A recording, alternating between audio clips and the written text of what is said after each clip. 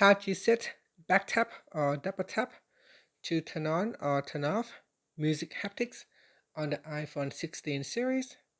First, let's return back to the home screen by swiping up at the bottom of the screen. Now from the home screen, tap on Settings.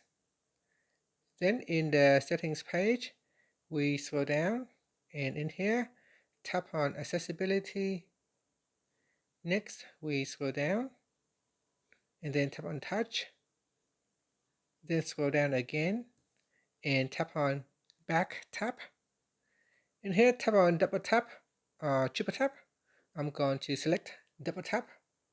And we scroll down to the accessibility section. In here, you want to tap on music haptics, so tap on that. Now when you want to turn on or switch off music haptics, you just have to double tap at the back here.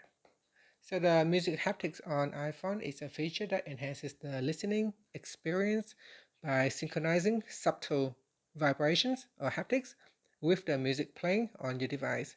So it uses the iPhone haptic engines at the back here to create tactile feedback that matches the rhythm, beats, or dynamics of a song. So quite handy to add a bit of fun to your device by turning on music haptics. And that's it.